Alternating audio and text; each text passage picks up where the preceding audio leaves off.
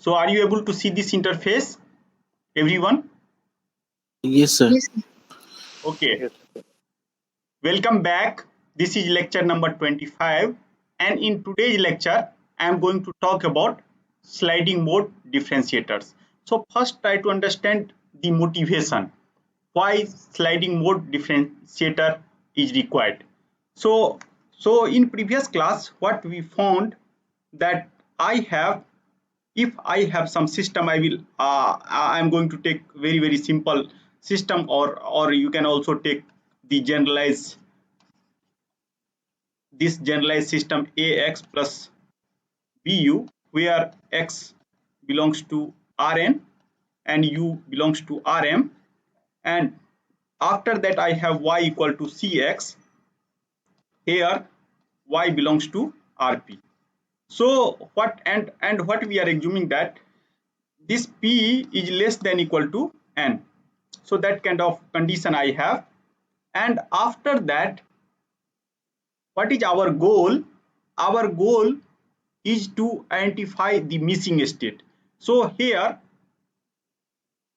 you can see that I have P number of output information, and using that P number of output information, using some control, because I can supply the control. So I will design some kind of a stable control, any kind of control I will apply here. And after that, what is our aim? To identify the all state X. So by information of output, now I have to identify all states. That is our problem. So you can also able to interpret this problem like this. So I have some system. I know the input, I know the output yt. So from the information of these two combination, I want to identify this xt. And for that, what we have observed in the previous class, I can design Leuenberger observer if I do not have any disturbance. But try to see the difficulty whenever you are designing any Leuenberger observer, or that is variant. What I am telling variant, why I am telling variant, because you might have seen that almost all observer is following the same principle like the Leuenberger observer. So we are defining this kind of a structure ax bar and plus bu, and after that we are adding the correction term. So this kind of correction term we are incorporating.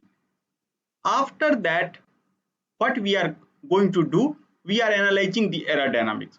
So let us try to see the assumption. So in order to construct the state, what is our assumption?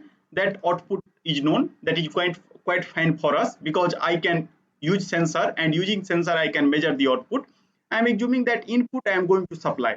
So that is also perfectly fine. But one more assumption, that model is known to me. So most of time this is very difficult assumption, that I know the model. So because in several places system is so much complicated that I cannot assume that I have the some kind of exact, you can say, or appropriate model of the system. Due to that reason, if you do not know model, it is very difficult to apply this kind of problem, this kind of principle like Leuenberger observer, or Utkins observer, or sliding mode observer. So after that, people start searching about another alternative, that now if I have information of output, then is it possible to design control based on that particular information? Because I cannot assume always that I know the model of the system. So difficulty, so limitation here. In order to design observer, I have to limitation is that model of the plant should be given. So if you do not have model, then I cannot able to design the observer. Now let us try to come to the problem of higher order sliding mode control. So if you remember, when I have introduced the higher order sliding mode control, at that time I am assuming that I have this kind of system, and this is generalization of, either you can tell that this is generalization of LTI system. Why I am telling that this is generalization of LTI system? Because if you see the LTI system, that looks like AX plus BU into T. So in place of AX, now here I have FX, and in place of B, here I have GX. Or more complicated system you can take, that is FTX plus GTX. So that is also depending on the time, and I can tell that this is generalization of LTV system. So these two class of system is called affine in control system. And what we have seen, that if I know the output sigma equal to hx, that is output. So for simplicity, I am assuming that output is just depending on a state, that is not explicitly depending on time, but you can assume that is explicitly depending on time. Most of time, whatever output, that is just explicitly depending on state. And after that, what we found, that if I know the output and if relative degree of system, so relative degree of system, that is same like system relative degree. So suppose that if I have nth order system, and if relative degree with respect to output means if I differentiate this output n time, then control explicitly appear. So if relative degree of system is n, then what we can do, I can design control just based on output and their higher derivative. Suppose relative degree is lesser than n, then I can able to stabilize output and their higher derivative up to r, and after that I have to substitute that kind of things to original dynamics, and we have to show that original dynamics is stable or not. If that is stable, then that is valid control strategy. So what I am assuming in this particular lecture, suppose relative degree of system is n. So if relative degree is n, so I can able to calculate the nth derivative, and what we found, that here some term will come, again some term will come, and u. And what I am assuming, since just now I have discussed that since plant model is not known exactly, it means that I am assuming that this is not known to me as well as this is not known to me. So these two things are not known to me, but I have certain knowledge of the bond. And if I am assuming that that is not known to me, due to that reason, whatever quantity that is coming after taking the either we have already seen that whenever we are taking the consecutive or successive derivative, then I can express these things in terms of Lie derivative.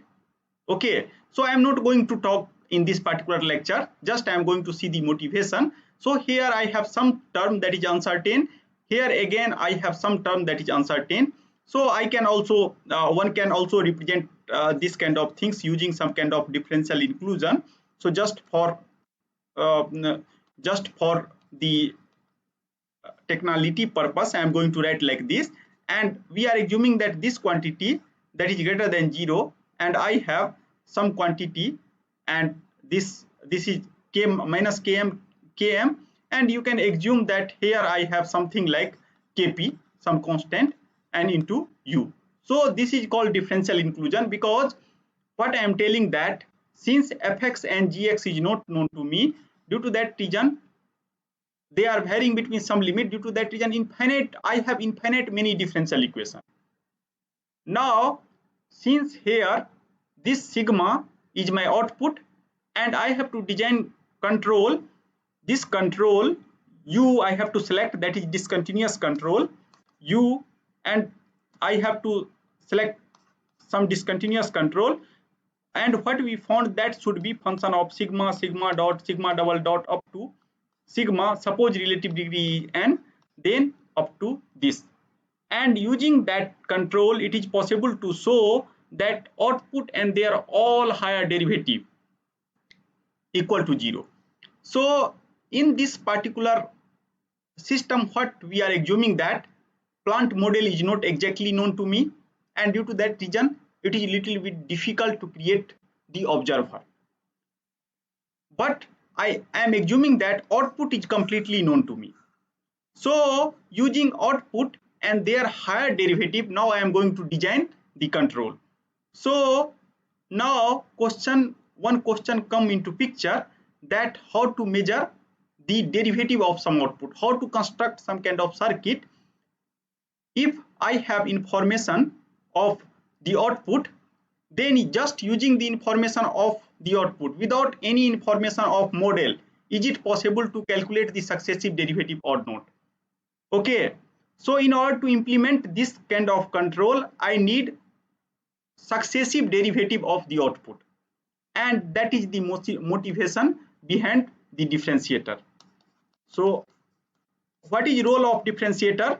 That if output sigma equal to hx is given to me, then I have to calculate sigma double dot up to required derivative. Suppose required derivative is n, then I have to calculate required derivative up to n or n minus 1, whatever required derivative I have to calculate. So that is the motivation behind the differentiator. And in this process you can see that nowhere I am assuming that I know the model of the system. I am just assuming that output is known to me. Further, I will relax this assumption, that I will assume that this output, this particular whatever output I have, that output is, if that is imperfectly measured, if that is not measured in real time, then what is the situation? For simplicity, what I am going to do, I am assume that whatever output I have, that is just function of time.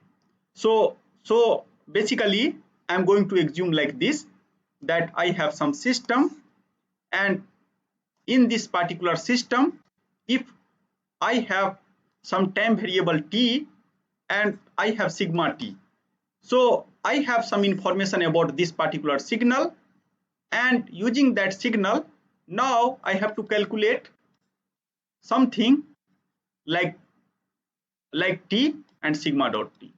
So that kind of things I have to do. So I have to design differentiator in this particular process.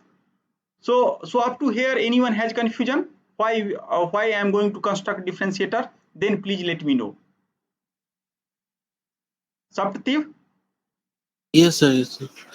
Ruchi?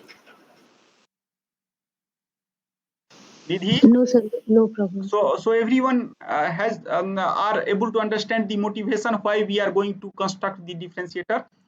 So we are going to avoid observer. So if I have output, then it is possible to show that using output information, now I can design the controller for some particular classes of system.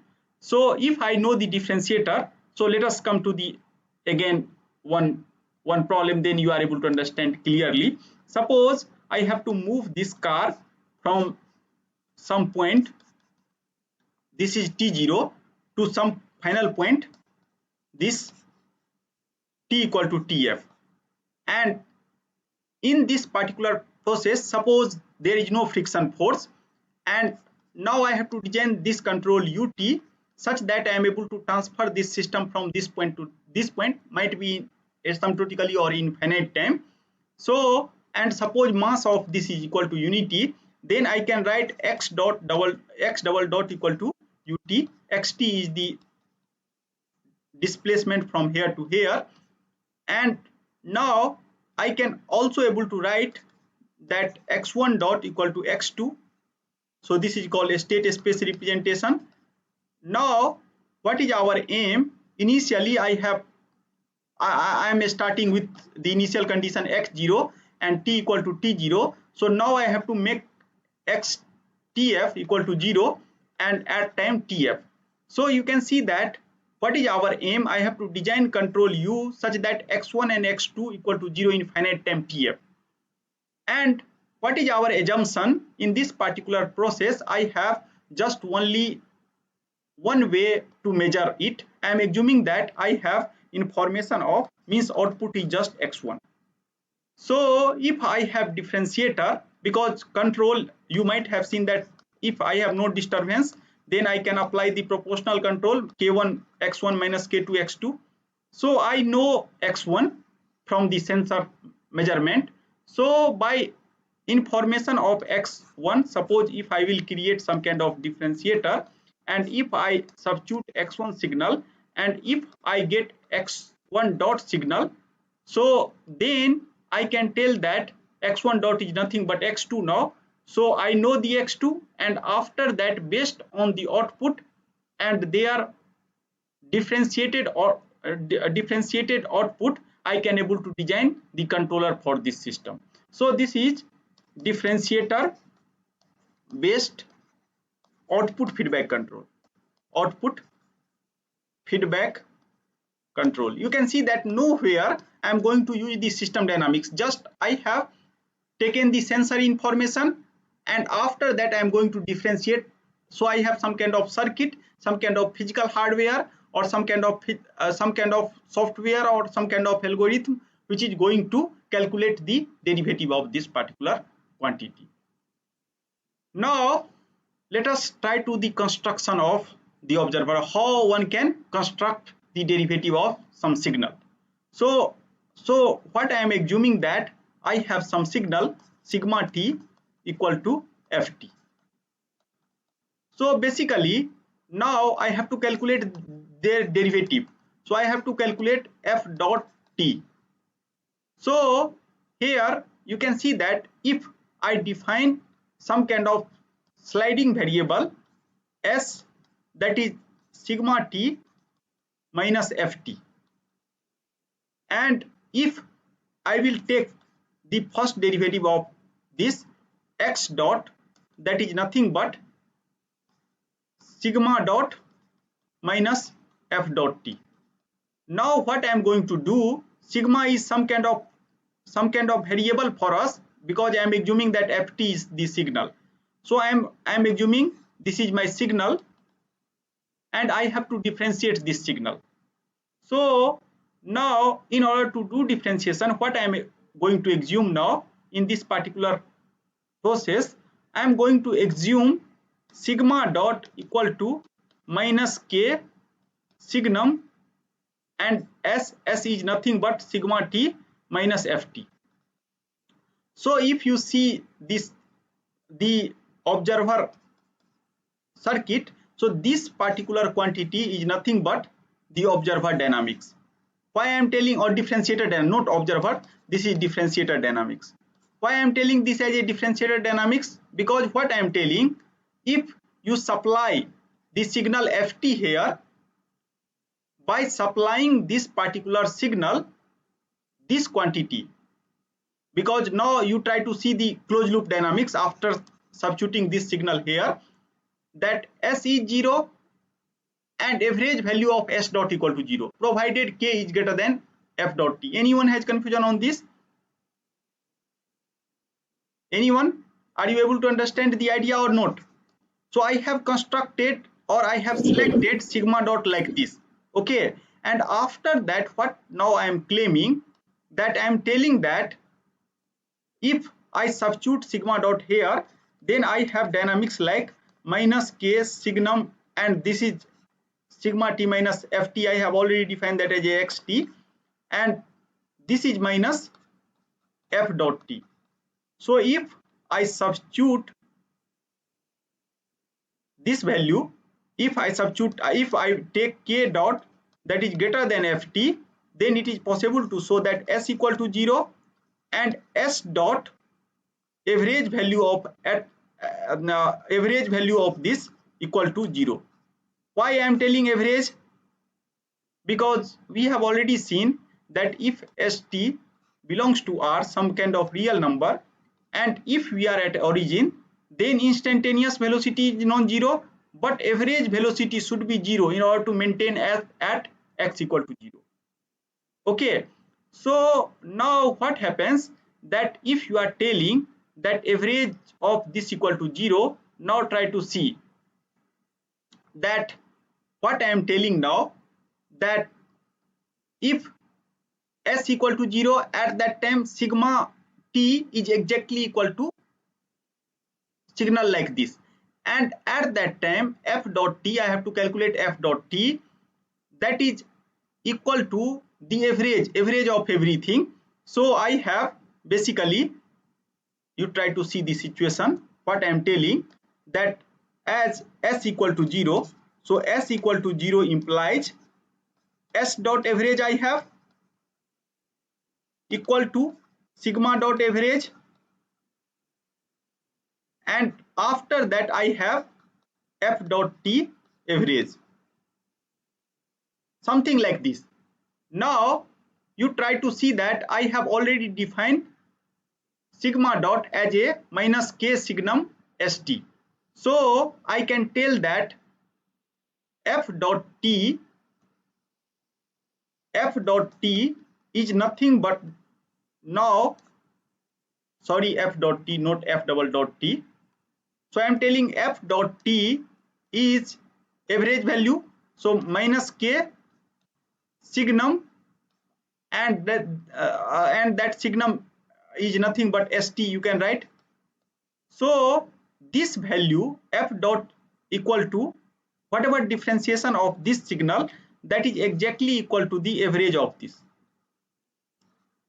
So what Utkin has suggested, that if you select k that is greater than the differential of some signal which you are going to differentiate, and if you build the differentiator like minus k signum sigma t, then it is possible to show that whatever average value of this algorithm after finite time, that is nothing but the differential of this signal, because s and s equal to 0 and s dot average equal to 0. Due to that reason, it is possible to show that average of this quantity is equal to the differential of this. Up to here, anyone has confusion? Then please let me know. Anyone?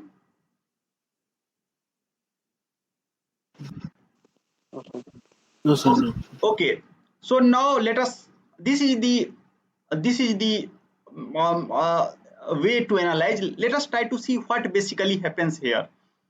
If you see carefully, then I have defined sigma dot equal to minus k signum and st, or either you can write sigma t minus ft. So what happens, that whenever s t equal to 0, at that time this sigma is nothing but the integration of this. So I have two different component. Integrator, what integrator is going to do, they are going to filter out the high frequency component, and whatever low frequency component, that is nothing but the differential of this signal. So that is the explanation why basically differentiator will work. So now let us come to the form of differentiator. So I am going to write in some specific form. Using that form you are able to implement. So let us try to write the algorithm, and again I will discuss. So I am going to write the form of differentiator. So form of differentiator, one can see like this. I am writing just like the observer form only. So I have some x1, and there, this is the estimated value, that is x1 cap, that equal to some vt, and what I am going to assume, that this vt is nothing but, I have k signum, and after that x1 cap t, and minus whatever signal I have to differentiate. Suppose my signal, whatever signal I am going to differentiate, that is x1t. So I am assuming here that I have to differentiate x1t equal to ft. So I have constructed algorithm like this, and after that I have to pass this through low pass filter. So I have to write one additional equation of low pass filter also. So equation of low pass filter is nothing but tau, and that is the time constant of low pass filter, and Z1t, and this equal to Vt, whatever signal I have. So after once finite time convergence happens, it means that in this particular process you can see that when this x1 bar t, if that converge to x1 t, at that time onward what happens, that whatever the x1 bar t, that is equal to x1 dot t, and x1 bar t equal to Vt. So Vt gives the differentiation of x1. So meaning of Vt, so once x1 bar t minus x1 t equal to 0, and this is nothing but, if you see carefully, then that is sliding variable. So then at that time what happens, that I can able to calculate x1 dot, because there is no difference between x1 hat and x1 dot, and due to that reason I am telling that here if I replace x1 hat by x1, then I am able to generate this differentiator, that is Vt, like this. And in order to calculate the value of differentiation, and what I am assuming, suppose x1 dot equal to x2, so differentiation of this equal to x2, then I can define that I will get the second variable x2t. So in this way, by once if I force this equal to 0 after some finite time t greater than equal to t, that is due to the sliding mode control, first order sliding mode control, I am able to do that. And after that whatever signal I have, now I have to pass this signal with low pass filter. So I have designed low pass filter like this, Z1t, and after that what happens, that Vt, so whatever signal here I am going to substitute here, and whatever output that is going to come, Zt, that is exactly equal to x2t. So in this way basically differentiator will work. So let us try to see the circuit of differentiator, then things become some more easy. And in order to do that, I am going to construct some kind of circuit, differentiator circuit. So let us try to see that I am telling that I have some kind of differential of signal. So and suppose this signal is x1t I have. After that what I am going to do, I am going to apply some kind of things. So I have to differentiate some signal. Suppose this signal, you can assume that ft, you have to differentiate. So after that what I am going to do, I am going to make comparison between these two. So I am going to make comparison of these two signal, and after that whatever this is plus or minus or vice versa, whatever you want you can take, that doesn't matter for our analysis. Just at that time I have to take the opposite value of k, and here in this particular process you can see that I will able to get the differential, and whatever signal I am going to apply Vt. So after time t, what we have shown here, that after time t, that is the differential of that particular signal, and in order to get the exact derivative, again I have to design some kind of low pass filter, and equation of low pass filter is basically given like this, tau s into 1, and after that if I will pass this with low pass filter, then I will get this kind of variable zt equal to x2. So in this way I can able to generate the differentiator. Obviously in this particular process I have to tune the time constant of the filter. Anyone has confusion on this particular process? then please let me know. Have you able to understand the idea or not? Anyone has confusion? Yes, sir. Okay. So in this way I can able to calculate the first derivative. But what is our aim? Our aim is to calculate the second derivative, third derivative up to rth derivative. So only I cannot limit myself up to first derivative. I have to also talk about the higher derivative. So suppose now I have to calculate the second derivative. So now I am directly going to write. So just now what we have seen, that using this particular structure Vt, and after that I have V1t, and that particular V1 to t, it means that you can also define here V1, because now I am going to talk about the second order differentiator. So and after that again you can define, this is K signum, and whatever variable you have here, same variable you can copy here.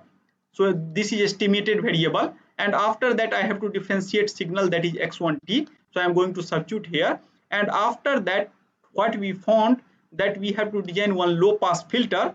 So I am going to define the low pass filter like this, where input of low pass filter is this signal v1t, and output is z1. Now whatever output of this filter, that will give us the next state. It means that I can tell that z1, whatever, if this filter time constant of the low pass filter, that is perfectly tuned, at that time I can tell that z1t is going to approximate the x2. And what is x2? X2 I have defined that x1 dot, like this. Now I have to calculate x1 double dot. It means that I have to calculate x2 dot. And in order to calculate x2 dot, now I have to cascade one more differentiator, same like the above one. So I will wait for t greater than equal to t. So once this time is over, then first order sliding mode comes into picture, and due to first order sliding mode control, what happens, z1 equal to average value of z1 equal to x1 dot, that is x2. After that I will add one more differentiator, and again equation of that differentiator is exactly same, but in place of x1 dot, now I have x2 dot, whatever, since I start knowing that what is x2 dot, and now I have to calculate x2 dot, means x1 double dot. Due to that reason, now I am going to write expression in terms of x2 dot star. Let us try to see here again. I know the x1, and using the information of x1 I am going to calculate the x1 dot. So what I am telling, initially since I do not know the derivative, due to that reason I am assuming that derivative is some kind of unknown function v1t, and v1 to t I have defined like this. But once t greater than equal to t, at that time these two quantity, that is equal to 0, and due to that reason there is no difference between x1 hat and x1. Now similar kind of things I am going to argue here, that after t greater than equal to t, again since I know what is my x2, and I have to calculate what is x2 dot, but I do not know x2 dot. Due to that reason I have defined that as a new variable v2. Now I am going to take v2, again k signum, and at this time, since I am assuming that x2 bar, their estimated value is known to me, and after that I know exactly this signal, this discontinuous signal exactly I know v1t. So same signal I am going to pass. So I am going to pass here v1t, and again whatever v2 that comes into picture, I am going to pass that v2 with low pass filter, because I know that only whenever first order sliding mode control, at that time s equal to 0. So this is my s, sliding surface, sliding variable, but s dot, their average value is only 0. Due to that reason I have to put one low pass filter. So I am going to design low pass filter, and time constant of low pass filter I am going to assume something else, that is tau 2, and again I have Z2 to T plus Z2 T, and I am going to supply the same signal. So you can see that this kind of convergence for T, so first will converge after T, so this convergence, this will take some more time T dash, then only second differentiation is going to start. And in this way, if you cascaded n number of differentiator, then you are able to calculate any order of the derivative. Anyone has confusion on this process? Then please let me know. So this is the cascading of the differentiator, and in this way I can able to calculate the second order derivative of x1 double dot. Anyone has confusion on this process? Anyone? Then please let me know. So now what you can do, now you have to do simulation. So for simulation work, you can design this kind of structure for first order differentiator, and you can take any signal. Suppose you can take ft equal to sin t, okay, and try to check that whatever output that is coming here, zt, that is, what is differentiation of sin t? Anyone? Cos. Minus plus So plus. I am not assuming plus minus, just you can see the behavior. So sin t, so please check that if you have sin t, then here cos t will appear or not. You can take any constant signal ft equal to 1, substitute here, and try to see that here 0 will appear or not. Okay, so that kind of things you have to do checking by using this Simulink. Okay, so I hope that you are able to implement this kind of model. Anyone has confusion? Or also you can write programming. If you are comfortable with programming, then you can also write the two differential equation, and after that just you can note the value of z1, and that will give you the display the value of z1, that will give you the differentiation of variable output variable x1. So now what you can do, you can repeat again this simulation. Now instead of the differentiating sin t one time, you can differentiate it to 2 times and try to check it. Okay, in this whole process you might have difficulty in selection of this tau 1 and tau 2. It is possible to show that if you are not able to perfectly able to tune tau 1 and tau 2, then whatever differentiated output, that is somehow not exactly follow the differentiation of whatever mathematical way of differentiation, that is not going to follow. And due to that reason, in this process you have to become very careful whenever you are going to select the value of time constant of the filter. So time constant of filter should be very small in order to get the exact derivative. So please check this using the simulation. Up to here, anyone has confusion? So now what is limitation of this process? Limitation is what we found, that I have difficulty in selection of, so difficulty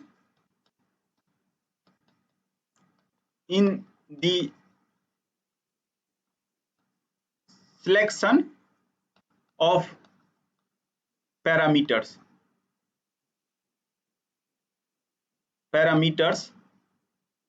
of the filter, or time constant of the filter you can write, because I have several low pass filter. So low pass filter, so again we have some kind of difficulty in order to select the low pass filter, and in order to get second derivative I have to wait for some time. You can see that if first derivative is a start coming after t equal to t second, then in order to get second derivative, again I have to wait for some more time. So that is not a problem, because I can increase the gain, and after that I will do that. Okay, after that, second difficulty is that if this signal x1 equal to ft, I have to differentiate. If that contains some kind of noise, suppose if I have f0t and epsilon, and here I am assuming that epsilon is less than equal to epsilon 0. So it means that whatever signal I have, most of time, since this signal is coming from some kind of sensor, and sensor always has certain kind of inherent noises, so it is possible to show that this particular kind of differentiator is very much sensitive with respect to this particular classes of noises. Okay, so that is another limitation. For that, what happens, that after developing the higher order sliding mode control, again implementation issue comes into picture, because what we found in the Levant definition, that I have system like fx. For simplicity, I am just taking this system, that is time invariant system, and after that I have information of output. And you might have seen that higher order sliding mode control is based on sigma dot, sigma double dot, up to sigma r minus 1. R is the relative degree of the system. So if differentiator will not accurate, then it is difficult, even if mathematically that is feasible, but I cannot implement the algorithm, and due to that reason Levant has developed separate differentiator. So whatever differentiator I have discussed till now, that is Utkins differentiator. So this is Utkins differentiator. Now I am going to talk about the Levant differentiator. So what is idea? Again, here you are able to see that for observer design, what is your observation, that using super twisting algorithm.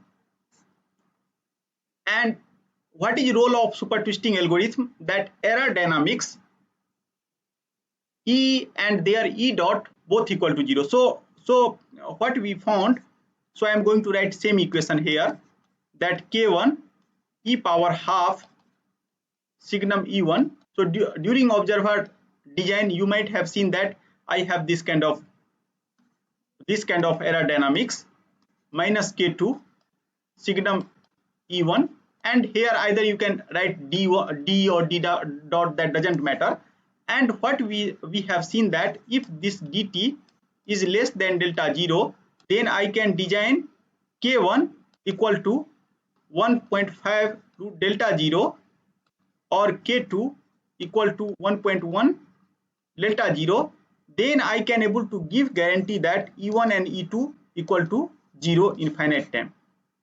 So based on this principle, we have created the second order observer, okay, or super twisting observer we have created based on this particular principle. Anyone has confusion on this?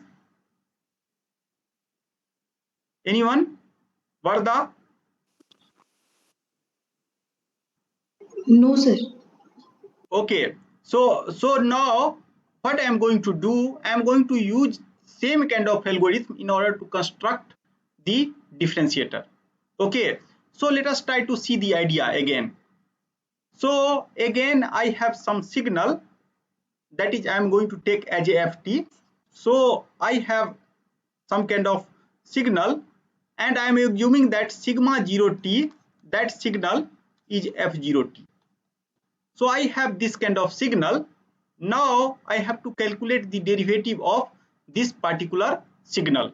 Okay, and what I am going to do, I do not want to use the low pass filter. That is our aim, because what we found, that if I use the low pass filter, then only whatever output of low pass filter, that is basically not exact. Okay, because that is always function of the time constant of the filter. So approximately only I am able to get the derivative. Now I am trying to calculate the exact derivative, and due to that reason now I am going to use some different algorithm. So what is idea? Idea is you can take the differentiation of this sigma dot, and this is f0 dot t.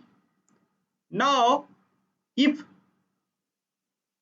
you have to calculate sigma dot from the sigma 0 or f0 dot from the f0, then you have to construct some algorithm. And if you see the construction of algorithm, so first I will write the algorithm and after that I will discuss, then you are able to understand very much clearly, or you can just understand like observer also. So whatever way I have created observer, same way I will I am trying to explain you the differentiator also. Since if you see the super twisting algorithm that contain two different equations, I have second order equation, but in order to calculate first derivative, you can see that I have just one dimensional equation. So is it possible to extend the order of this differential equation or not? Ruchi, is it possible to increase the order of this differential equation? Sigma dot t equal to f0 dot t. Is it possible? Yes, sir. Yes, sir. How to So do? by super twisting, order increases by 1. No, what I am telling that suppose I am not talking about super twisting. I am just asking the question. Suppose you have this equation and f0 dot you can assume some quantity, f0 dot you can assume that I have eta t, something like that. So now sigma 0 t equal to eta t. What is order of this differential equation? What is order? So first. This is first order. But if you see the super twisting algorithm, what is order of this whole super twisting? So 2. So order is 2. So if I want to use the super twisting, so I have to increase the order. How to increase now? Suppose I have to make second order. If I have first order equation, how to make it as a second order? Anyone? Double dot term taking double dot. Yeah, just we have to take one more derivative. Okay, so if I will take one more derivative, then I have f0 double dot t or eta dot t, whatever you want. So this, in this way I am able to convert my first order equation into second order equation. Now suppose what I am assuming now, that here f0 0 double dot t, so I can also able to write this particular equation in a state space representation like x1 dot equal to x2 and x2 dot equal to f0 double dot t. Is it possible to write or not? Yes, sir. Just by state space representation I can able to write where x1 is nothing but sigma t and x2 is nothing but sigma dot t. Okay, so in this way I can able to write. Now if x1 equal to sigma t and I am assuming that sigma t is nothing but my signal f0 t. So if I have some quantity like x1 that is exactly like f0 t, so I want to create some quantity x2 that is exactly like f0 dot t. So what I am telling now, I have this equation, but I have just information of x1. x1 means I have information of f0 t. So from that information, now I am going to calculate x1 dot t. So same like observer, I will use different color. So same like observer. Now I am going to write like this. I can x1 bar dot and t is here, x2 bar, and I have to define some correction term here L1, and again x2 bar t equal to L2.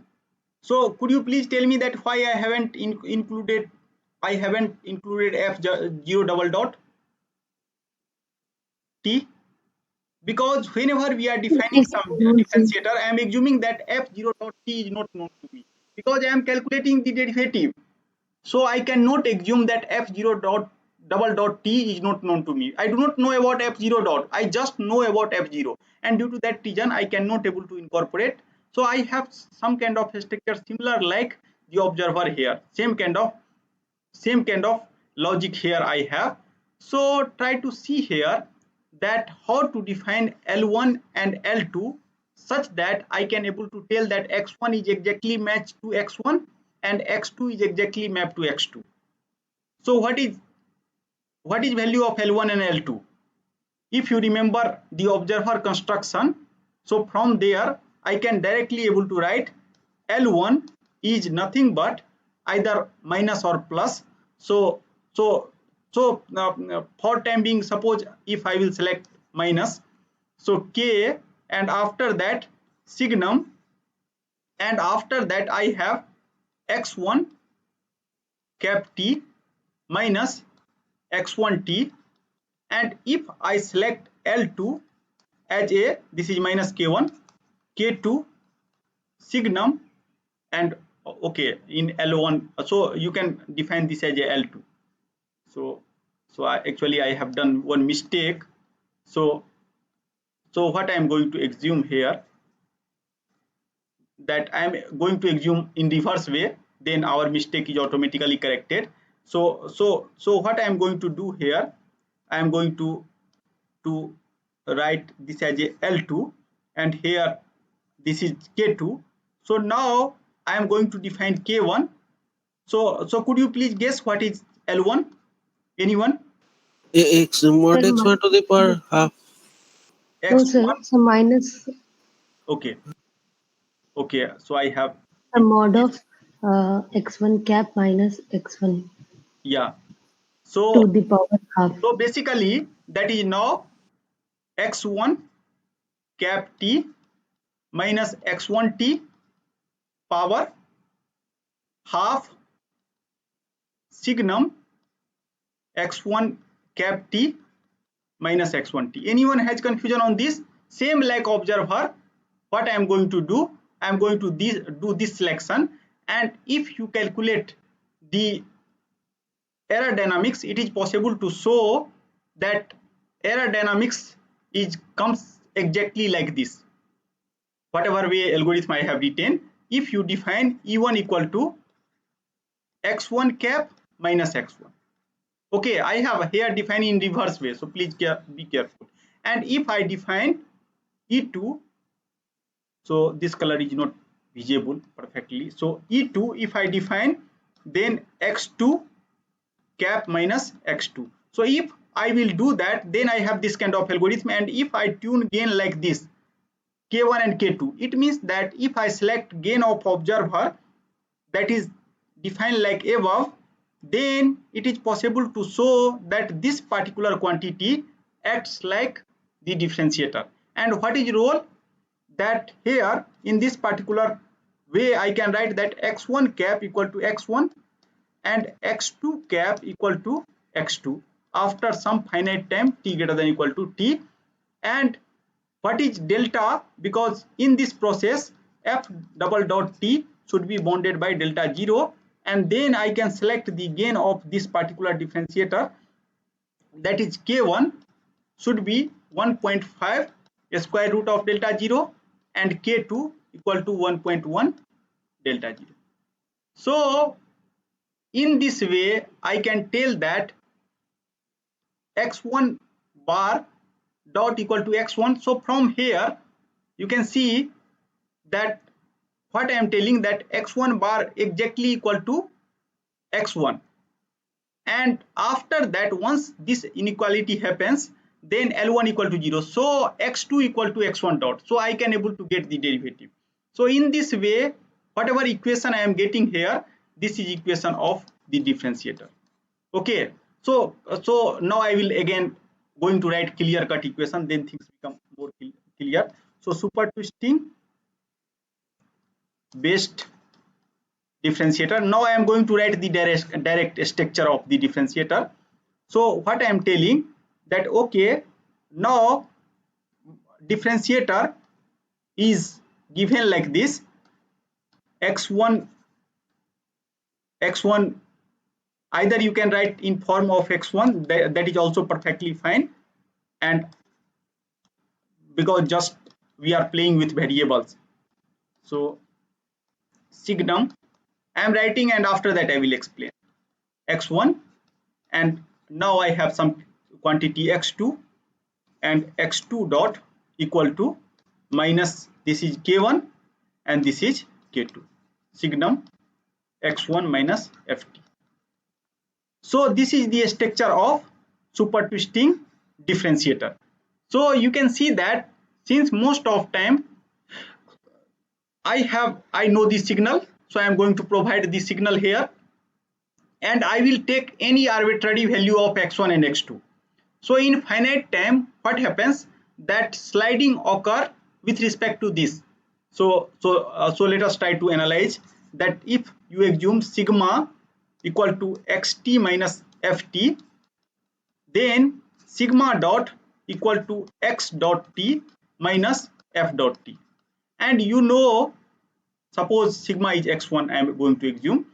So at that time x1 dot, and here if you substitute x1 dot, then this whole quantity is going to come into picture here, and after that what happens, you try to see, I will write it.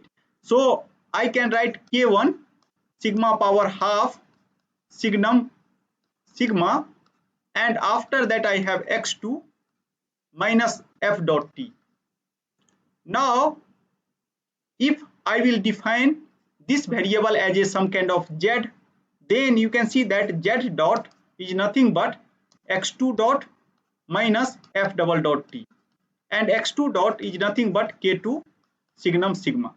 So exactly I can able to recover like super twisting algorithm from here. So what super twisting is suggesting, that if I have written algorithm in form of sigma and z, so these are variables.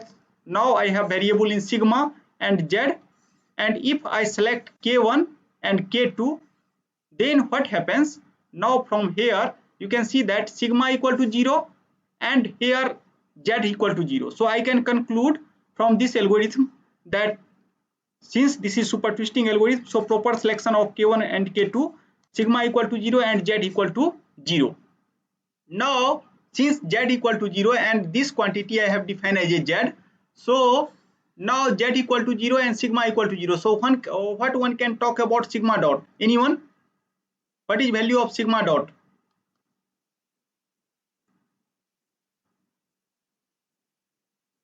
Have you able to understand or not?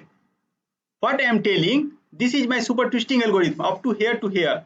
This is super twisting algorithm, and k1 and k2 I have selected such that sigma and z equal to 0. Now what is my question? What one can comment about sigma dot? So could you please comment? Anyone? Varda? Varda, are you here? Yes, yes, yes, yes. So are you Sir. able to understand my question? Yes, sir. So what is value of sigma dot? Sir, it will be 0. Yeah, because sigma is 0 and z is 0, so this is also 0. So perfectly that is equal to 0. So sigma dot exactly equal to 0 after same time when sigma equal to 0. So from this, now try to see what is sigma dot. So from here you can see that sigma dot is nothing but x1 dot t minus f dot t, and this equal to 0. It means that whatever value of x1 dot, that is exactly equal to f dot t. Okay, so from this particular way, whatever output of x1, if you see the output of this particular, in this particular differentiator, if you see, then what happens, that I have z equal to 0. So z, so if you see the z at that time, since z equal to 0, so whatever output of x2, So you can just record the output here. There is no need to pass through low pass filter. Just you can see this output x2. So this is my output x2, and that is nothing but exactly equal to f dot t.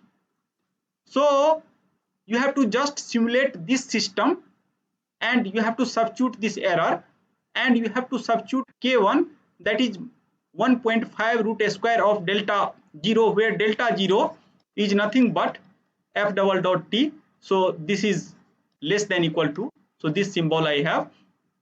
So if I select k1 and k2 based on super twisting algorithm, then whatever after simulation, whatever output of x2, that is nothing but the value of the f dot. Anyone has confusion on this? And why I am claiming this?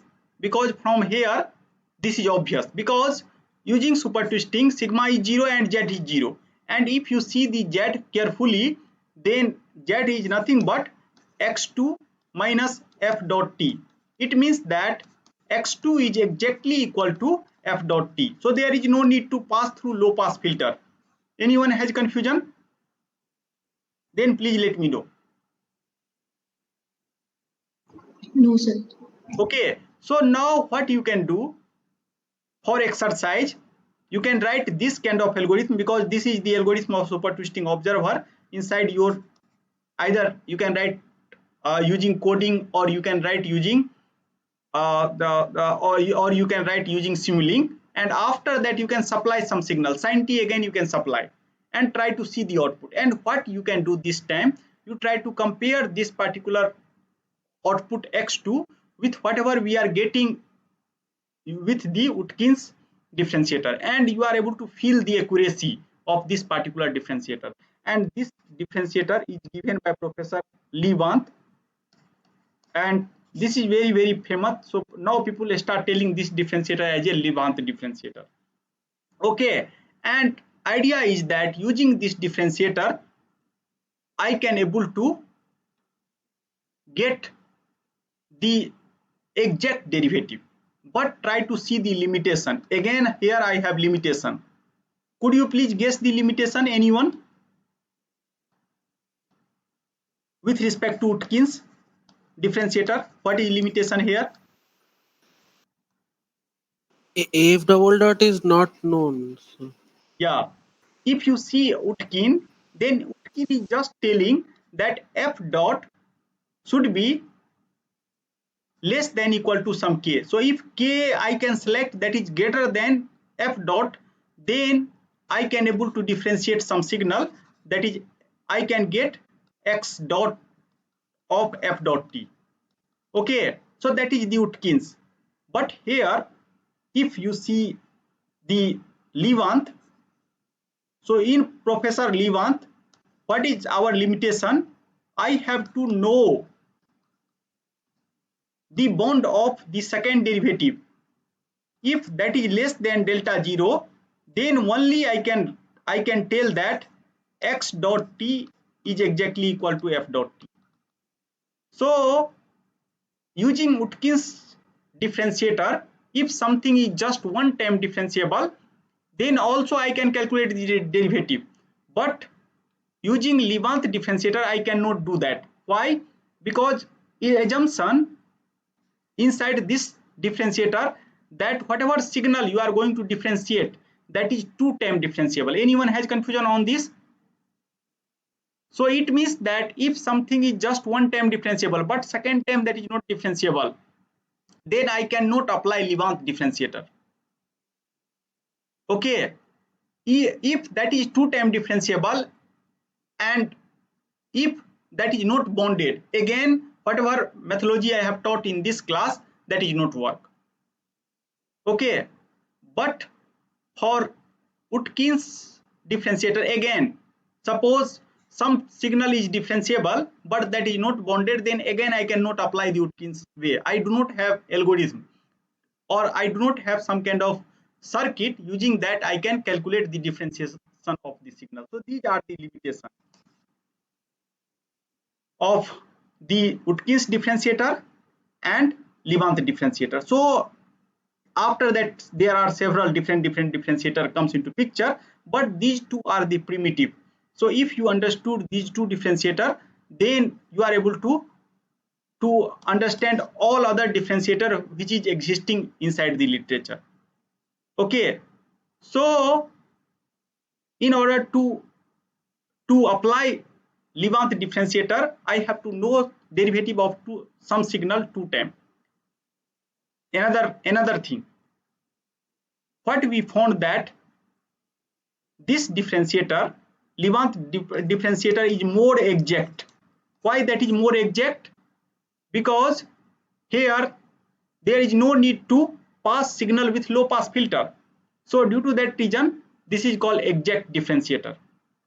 Now in this lecture I am going to also show that whatever Levant differentiator, that is not only exact but also robust. What is meaning of robust? That if I have some signal ft, and if that contain some noises, and if this noise satisfies certain property, you can just assume that this is some kind of bounded noise which has some specific property, still I can able to get the derivative of the noisy signal, and whatever derivative we are getting, that is more exact than the all other differentiator. Even if you can consider any differentiator whatever existing inside the literature, so accuracy of this differentiator is more than that. So before going to show that, what I am going to do, I am going to revise one thing, because that concept is required. You might have seen that I have taken lecture on weighted homogeneity. How many of you have gone through this lecture?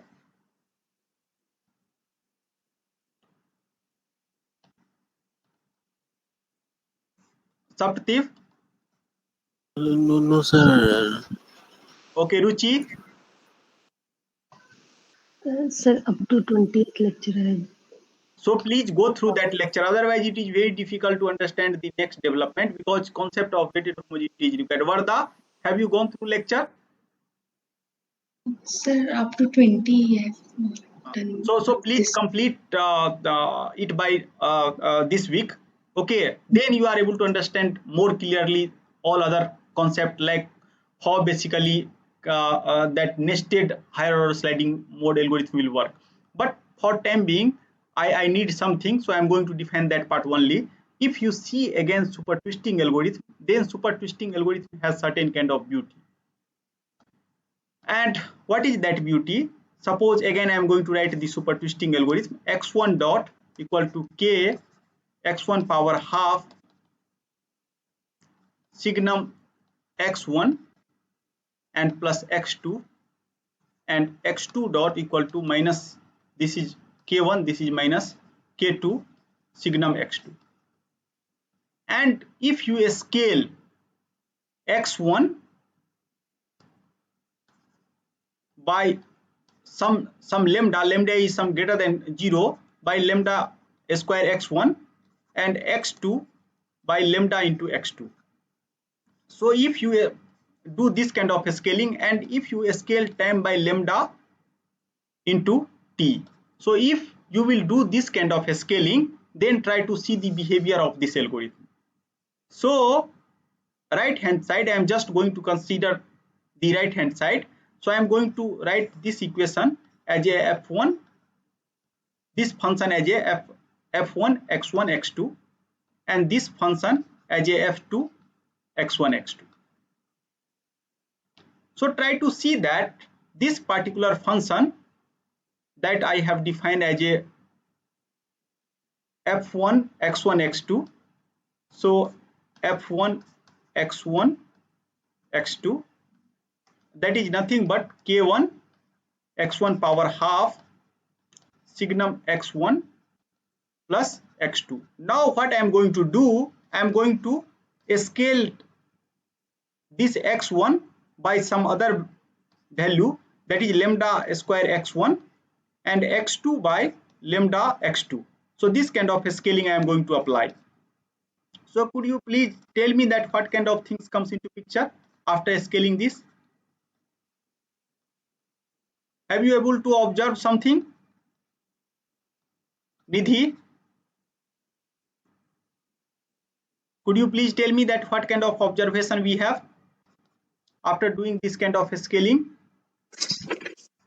So if in x1 we are multiplying by lambda square, then right hand side You can see here that lambda lambda square. square, so lambda will Yes, come here, so every and lambda is already here, and yes.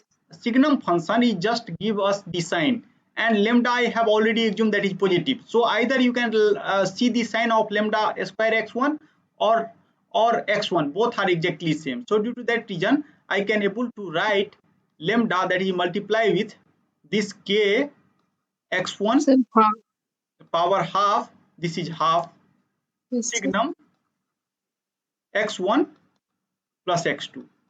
And what I can define for this particular function again, this is exactly like this function. F1 F2. So Yes. lambda into f1 x1 x2. So if you remember the homogeneity, in homogeneity what basically we are doing, if I have some kind of input and some kind of output y, so if I scale input by alpha, and if that is the homogeneous, then I am expecting this, okay. But if you apply that kind of principle here, so you can see that you can apply, you can scale x1 by lambda x1 and x2 by lambda x2, then it is not possible to show that I can again regain the same function. But if I will give different weight, then I have similar kind of property like the homogeneity. So this is property of homogeneity, and since we are applying different weight, and due to that reason that concept is called weighted homogeneity. Anyone has confusion? Have you able to understand the idea or not? Yes, sir. So Yes, sir. what, Yes, Yes. sir. so what weighted homogeneity is telling, that if you have some function f1, and if you scale this function with different weight, and that is called dilation, whatever scaling coefficient, that is called dilation, and then if this is weighted homogeneous, then you are able to get lambda power some quantity r. Here I have one f1 x1 x2. So that is meaning of weighted homogeneity. Okay, now try to see the second component. So it means that whatever super twisting algorithm, their first component of right hand side will satisfy this principle. Now let us check for this particular function. I have defined that function as a f2 x1 x2. So I am going to check that particular function. So now I have some function f2 and x1 x2, and that is nothing but k2 signum x1. Now I am going to apply the scaling. So what I am going to do, so implies sign is should be not there, because I am talking about the other quantity. I am going to talk about the homogeneity. So what I am going to assume, that I am going to apply some weight lambda square x1, same like the above, lambda x2. Now could you please tell me that what kind of things happens? This is homogeneous, weighted homogeneous or not? Anyone? No, no, no, no. Lambda is not coming. So only sign will. Yeah. Lambda Ruchi, square term will be Lambda different. is not coming outside. Sir, same function will come. same function will come, and what is value of lambda? Yes, sir. But zero, Lambda. lambda. Yes, sir.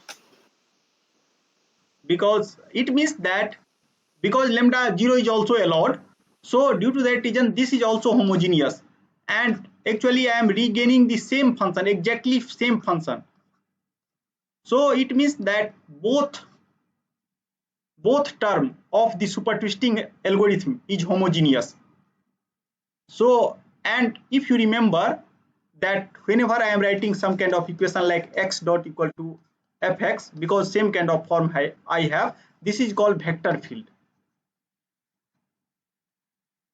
vector field because x is position, then x dot tells us the rate of change of some quantity. So each component is homogeneous. Now I can able to talk about weighted homogeneity of whole vector and how basically one can talk. Now you can group both vector, and now component wise we have already checked that is homogeneous. Now what I am going to do, I am going to check the whole vector f1, x1, x2 and f2, x1, x2. Here x has two component, x is x1, x2 and transpose of this. Now what I am going to do, I am going to apply different kind of scaling. It means that I am assuming that I have lambda square x1 and x2, lambda x2. So what we have just see that I have lambda power 1 f1, x1, x2 and this is lambda power 0 f2, x1, x2. Anyone has confusion till now in this particular formulation? Now you can see here that I can also able to write this expression in this particular way, and I will tell you that why basically I am writing like this. So here I can write lambda 2 minus 1 and f1, x1 and x2, and here I can write 1 minus 1 f2, x1, x2. Why I am writing like this? Anyone can think? Because you can see that I know that x1 dot and x2 dot, this equation is nothing but f1, x1, x2 and f2, x1, x2. Okay, and I have scaled this x1 by lambda square. So what kind of scaling will appear here? This kind of things, and here lambda x2 dot, and here you can see that I have also diluted the time. Our time t I have defined like lambda into t. So if you see carefully, then same kind of things, lambda 1 and lambda 0 is going to appear if you will dilute. So if I write in this way, then what happens that whatever factor, whatever weight I have applied to x1 and x2, apart from that some extra same weight comes into picture. That is called the degree of homogeneity.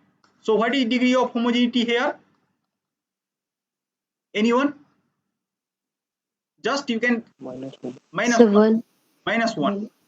So if degree of homogeneity of some equation is minus 1 and if that is asymptotically stable, then it is possible to show that is also finite time stable. So that is the result. So based on homogeneity degree, you can see now that if I am scaling something, so whatever behavior, if I know the behavior in a small region and if I scale this quantity by lambda, then I am able to understand the behavior in whole space. Anyone has confusion on this? Why homogeneity is so much important? Because, and what is beauty of linear system?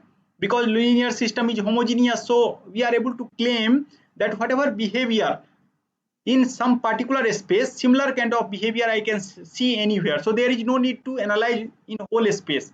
Just you can analyze in a small neighborhood, and you are able to, by homogeneity, you can able to give guarantee that same kind of behavior remains throughout the space.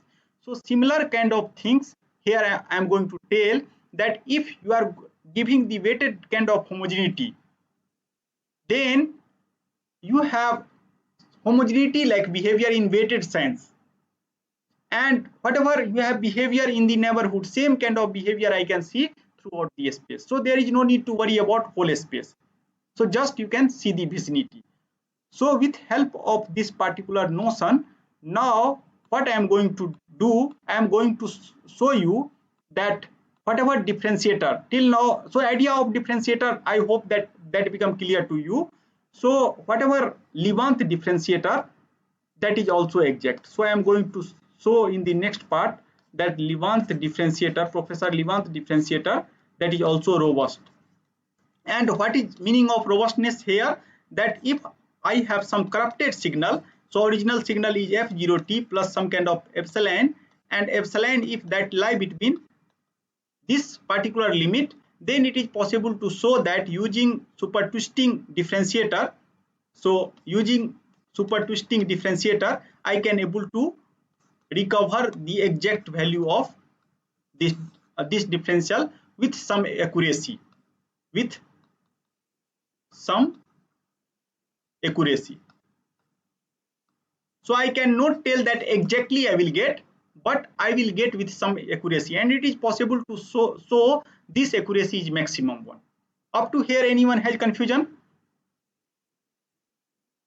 Everyone has understood the idea of weighted homogeneity or not? So first is weighted homogeneity of function. After that, I have defined the weighted homogeneity of vector field. So how to define weighted homogeneity of vector field? I have to adjust weight again like similar weight, such that whatever resulting quantity that will come into picture, that is called the degree of homogeneity. Okay. And what we found that in super twisting algorithm, I have negative degree of homogeneity. And one of the famous result is that if something is asymptotically stable and negative weighted homogeneous, then that is also finite time stable. So based on that, if you see the previous lecture, then I have proved the convergence or Lyapunov function for twisting algorithm. So please go through that lecture also. Okay, up to here anyone has confusion? So now I will take 15 more minutes to discuss that why I am claiming that Levant differentiator is exact as well as robust. So for that, in order to save time, I have made some kind of writing, because everywhere I have to deal with lot of theorems, so I do not want to alter the theorem. So let us try to understand now. What I am telling, that I have some signal, and this signal f0 is corrupted by some noise ft. So whatever way I have written, same way. So mathematically, so what is our, I am telling that I have f0t plus epsilon. So I can also able to write, if epsilon, this epsilon quantity, if I assume that is positive, so I can able to write like this, f0t, and I can take the absolute value both side. So if this is negative and positive, then if epsilon is greater than 0, then that will satisfy this kind of inequality. Anyone has confusion on this? Anyone? No. So basically epsilon is nothing but here I have noise. So whenever you are applying some kind of sensor and you are measuring data, always I have noise. So what Levant has claimed, that in finite time, because we know that whatever differentiator he has developed, that is based on the super twisting algorithm, and super twisting algorithm can give finite time convergence provided f0 just signal is exactly known to me. So what now he has claimed, that if I have noise at that time, I do not have exact finite time convergence, but I have certain kind of accuracy level, that whatever difference between the original signal I am assuming here, that is f0, and whatever difference between the estimated signal or differentiated signal x1, so always I cannot exactly able to converge to x1 minus f0, there always exists this kind of error. And if this kind of error is exist between the original signal, this is original signal, and this is the parameter of the differentiator x1, then now differentiation of this particular quantity also has error, and the difference between where x1 is x2 is nothing but x1 dot, So that is again has this kind of error, and you can see that for epsilon I have given different weight, and this is coming from the weighted homogeneity. So if differentiator structure is like this, so now I hope that you are able to understand the differentiator structure. So if I provide here the original signal, and if I apply this kind of differentiator, so if you provide f0, then exactly you are able to get that f0 dot. But if you provide the noisy signal, so ft is noisy signal here, so at that time what happens, that after finite time you are able to get this kind of bond. Okay, and in it is also possible to show that this quantity v minus f0 dot is bounded by this. So I am going to show you this kind of things. So proof is again very easy. So what you can do, you can take the mismatch between x1t and f0. So f0 is exact signal. I am assuming for time being there is no discrepancy between x1 and f0. Okay, so there is no error. I know the exact signal. So if I know the exact signal, then sigma 0 dot I am assuming that is sigma 1. So this is x2 minus f02.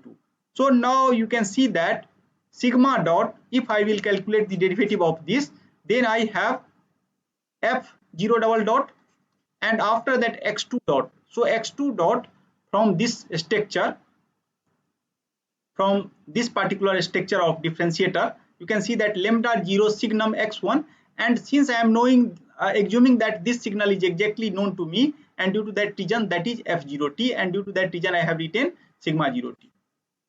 Now from here you can see that I am assuming that this f0 f double dot t, that is bounded by some L.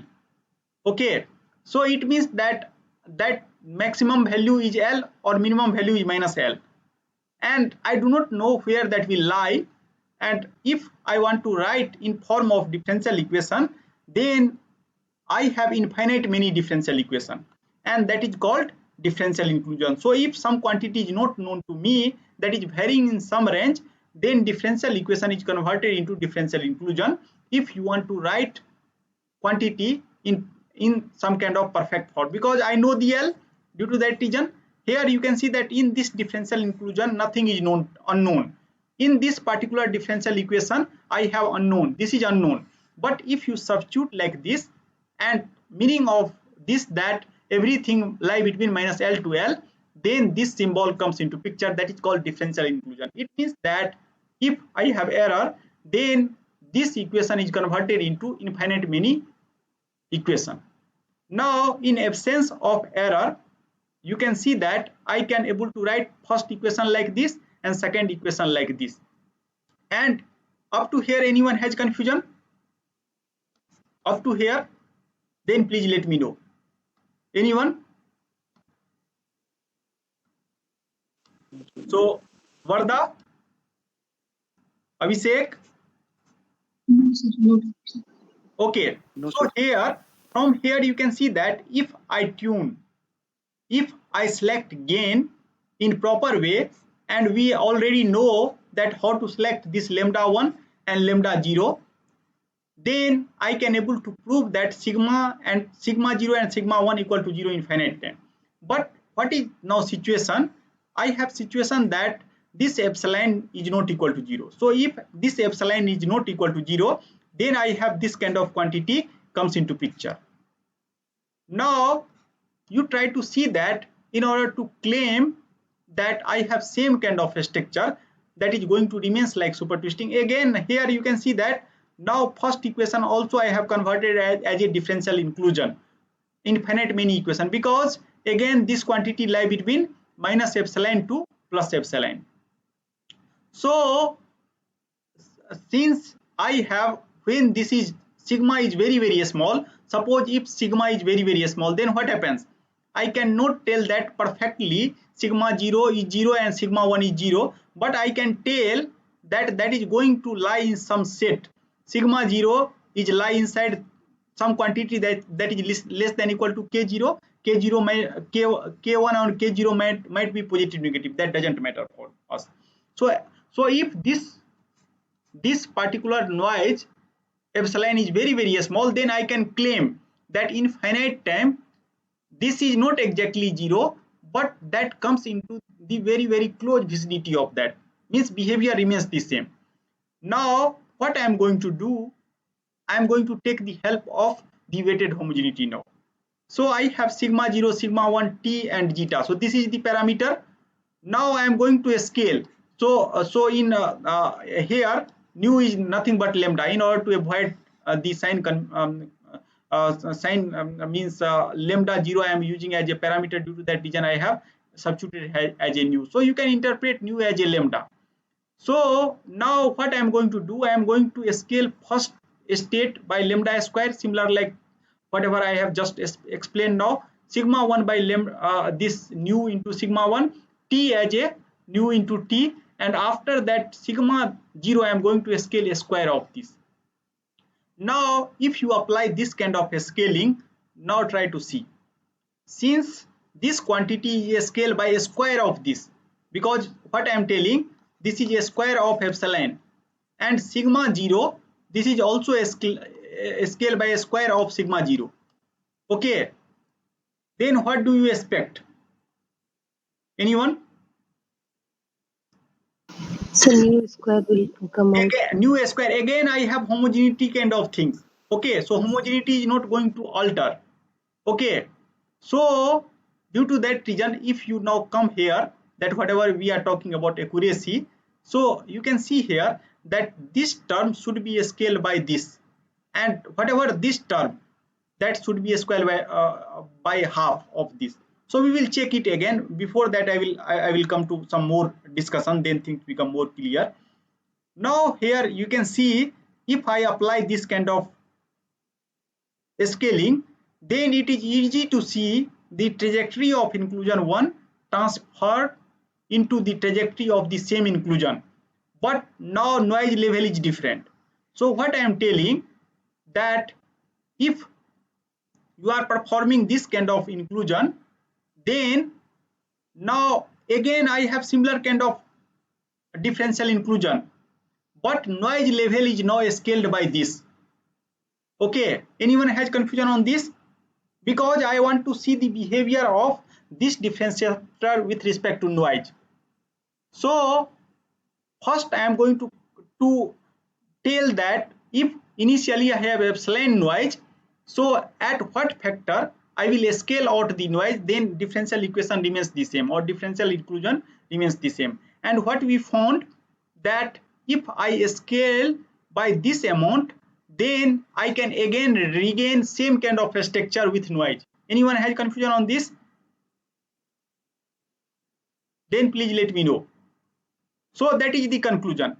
It means that if I define now this new variable, so what we observe, that if I scale this new square, and if this epsilon is nothing but epsilon 0 new square, so this is the scaling, then now this set, whatever initially sigma 0, so sigma 0 is k0, so that is also going to scale out. Here sigma 0 is k. So what we found, that after applying this kind of scaling, it means that that bond is also going to scale out.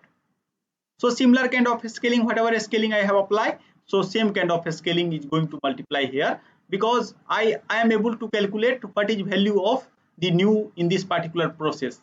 And after that, now what I am claiming, that if this noise is, or you can tell that if my noise level is very high, then sigma 0, bond of sigma 0 is higher. If noise level is lower, then sigma 0 is lower. So in this way I can also able to put this nu equal to 1 and try to see the, it means that there is no noise, then I have finite time convergence. And similar kind of behavior, if I scale noise by this, then I have a still finite time convergence, but that is going to converge in some particular limit, and that limit, because from scaling now it is possible to show that this is nothing but that is given like this from this and this. So that is just from scaling, whatever scaling I am telling, that after differentiation, it means that if signal f0 has some noise epsilon, so after differentiating it, you can see that their accuracy is epsilon power half. So I have more accuracy now. Anyone has confusion on this? But depending on epsilon, if epsilon lie between 0 to 1, then you can see that epsilon power half, which one is more greater? Epsilon is more greater or epsilon power half is more greater? Anyone? Between 0 to 1. Epsilon to the half is greater. Half is greater. It means that if I have some small noise, then that is going to scale out after differentiation, and that is quite obvious. You can take any high frequency signal and try to see. Okay. So based on homogeneity, so this is intuitive proof of this, and after that, here one more thing he has given based on homogeneity also, that if you know the one set of gain, is it possible to scale the gain or not? Suppose if I am telling that noise is very large, so I have to scale out the gain.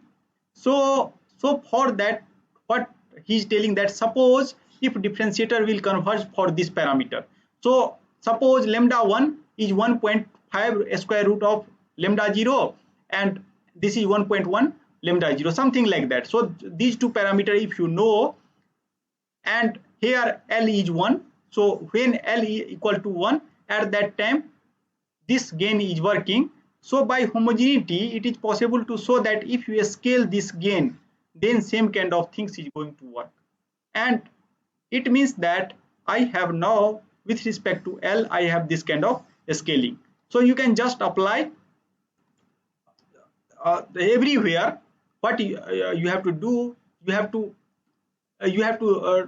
to scale out everything by L epsilon in these two quantity, and from mathematical proof it is obvious why this kind of things he has claimed, that you can scale this signal by L, this particular gain, and after that you can calculate the derivative. It is possible to show that this kind of inequality is satisfied. So what is idea?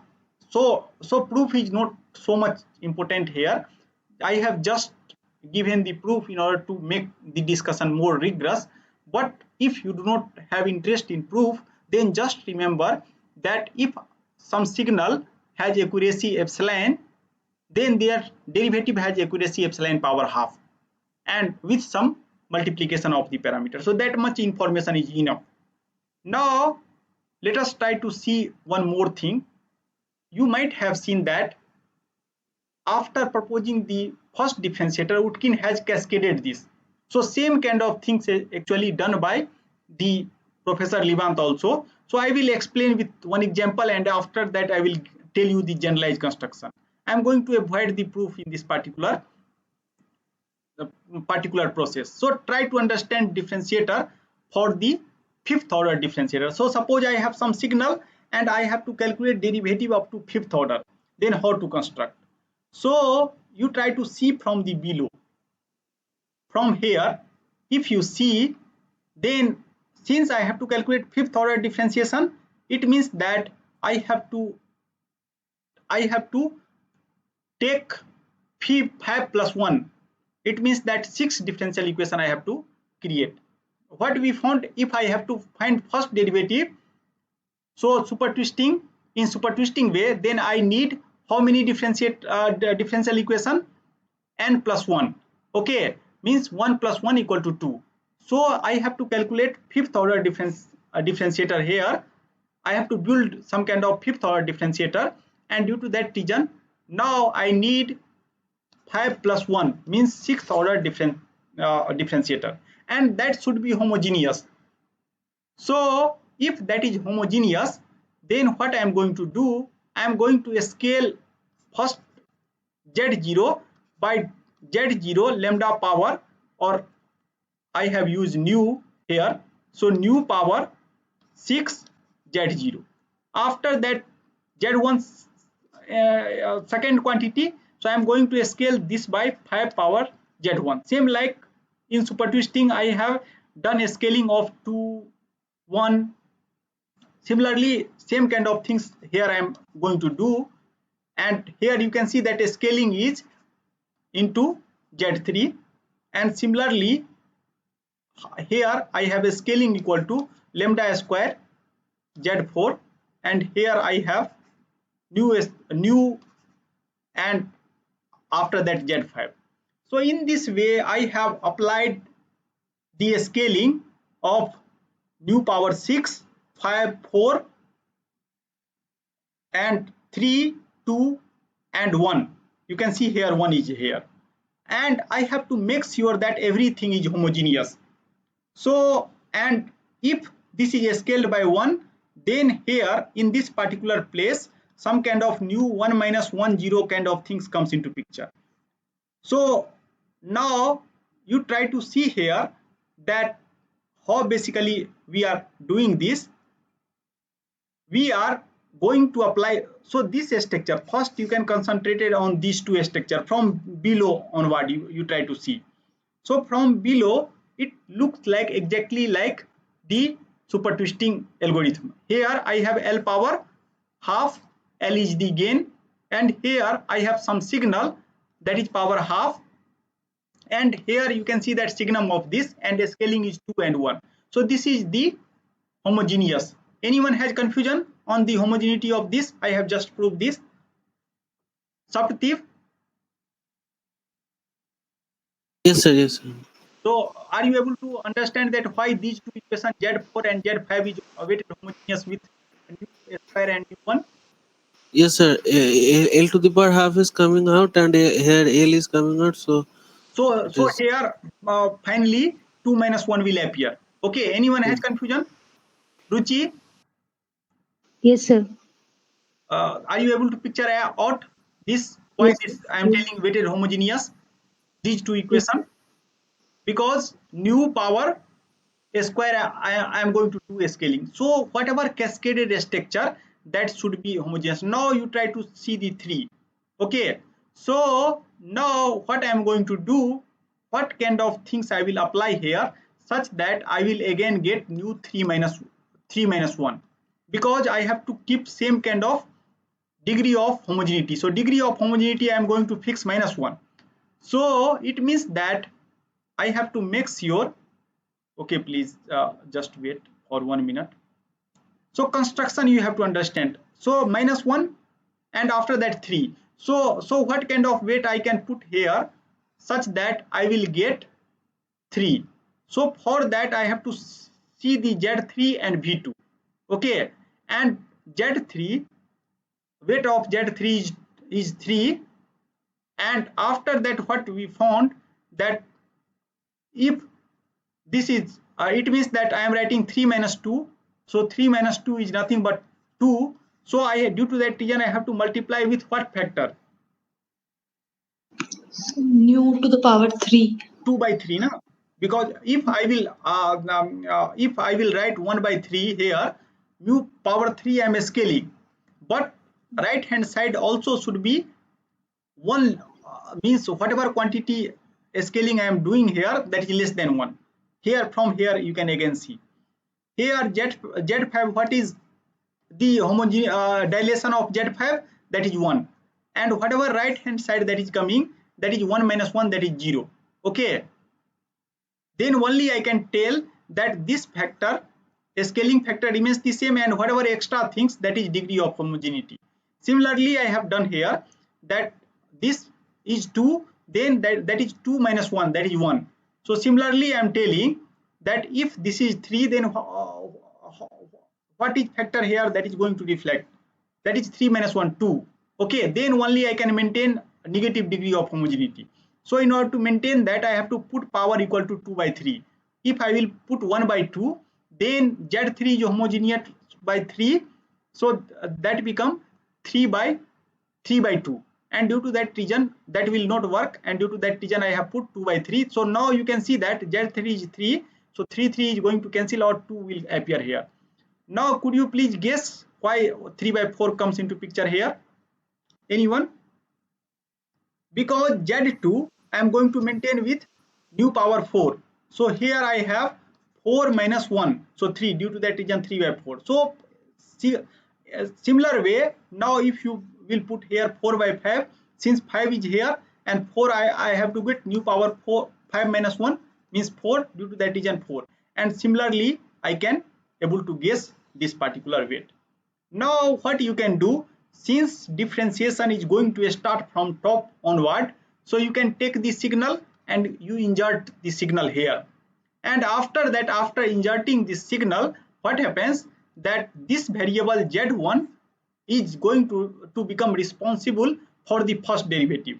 And after finite time, I can tell that, okay, now I know what is Z1 dot.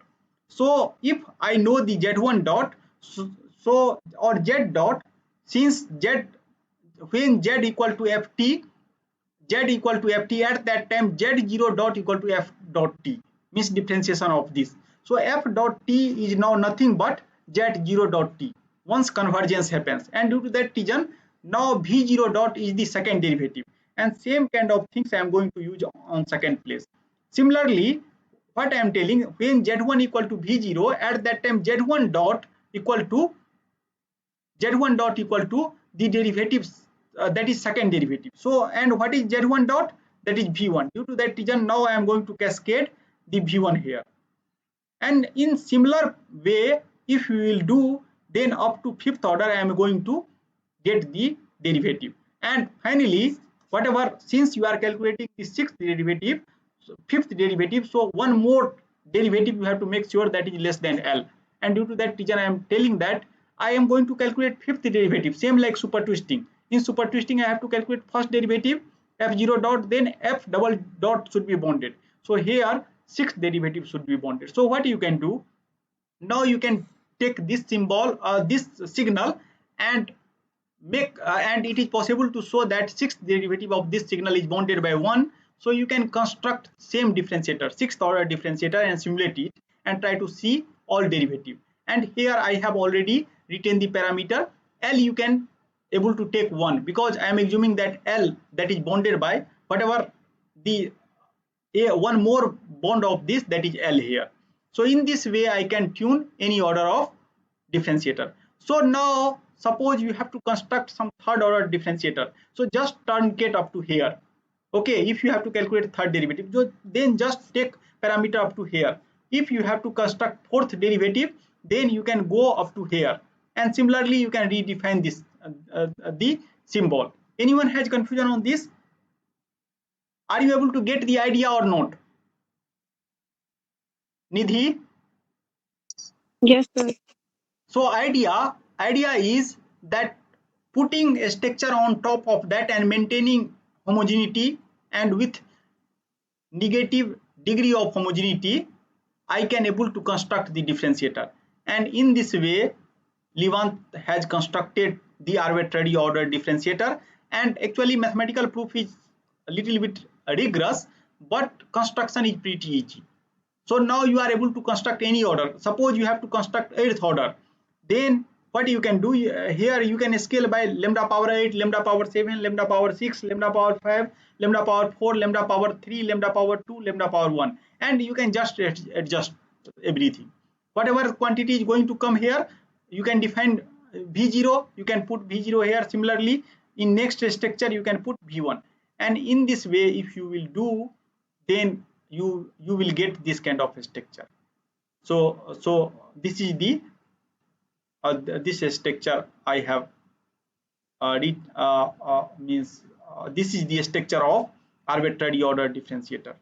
So you can see that here I am going to calculate the kth order derivative. So I have started with this, and whatever things here, that I am going to substitute here. After that, whatever things, because Z1 equal to V0, at that time Z1 dot become V1, and after that I can assume that now V1 is known to me, exactly known to me. So I am going to substitute that value in next one, and similarly VK1, then you are going to substitute at the last one. So in this way I can able to see that the structure of or arbitrary order, this is called arbitrary order differentiator that is proposed by the Levant. And what I am telling, that for lambda 0 greater than 1, lambda 0 is the gain of this particular differentiator, there exist infinite many value, means he has shown that if you are able to get one gain, then you are able to scale that gain again by factor L, and in that way you are able to construct, and by scaling he has shown that part I am not going to cover too much. And after that, because just I have to focus on the construction of differentiator. So idea is that, and he has calculated the gain. He never disclosed how he has calculated the gain, but he is telling that if you select this kind of gain, then whatever things he was telling, that is true. So either geometrically he has guessed, or some other way, some software tool he has used to guess the differentiator gain. So idea is that most of time more than fifth order derivative is not required, so you can just concentrate on this kind of differentiator, and after that you can use the gain. You can know that if you have to calculate third order differentiator, then gain value is 1.52, and after that 3. So in this way you are able to construct the third order differentiator. So what you can do, you can calculate means run this particular differentiator and try to calculate the derivative up to sixth order. So sorry for little longer class. Why? Because I have to complete this course. So now it is time to conclude the course. So what in this course I have discussed the all aspects of the differentiator. So first part of this lecture I have just talking about the idea of construction, and second part what we have shown that whatever differentiator that is generated by Levant, that is robust as well as exact, and due to that reason this differentiator is known as robust exact differentiator, that is based on the higher order sliding mode control. And he has shown that if you are going to construct the sixth order differentiator, then I have seventh order of the sliding mode, because in super twisting if I want to construct first order differentiator, you might have seen that sigma equal to 0, sigma dot equal to 0. So I have second order sliding mode. Similarly, if you are going to construct sixth order differentiator, then you have seventh order sliding. And how basically he has constructed differentiator with the help of weighted homogeneity, and after that by maintaining negative degree of the homogeneity. So dilation weighted so he has defined some given weight, and after that he has maintained negative degree of homogeneity, and in that way he has also proved that this differentiator will convert. So yeah, this is from my side. If you have any specific question, then please let me know.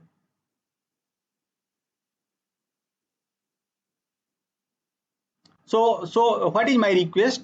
All of you again go through this lecture, particularly second part, okay, and after that try to drive from your hand that how one can basically tune the value of that particular function x t minus ft power, what kind of value I will take such that convergence or algorithm remains weighted homogeneous.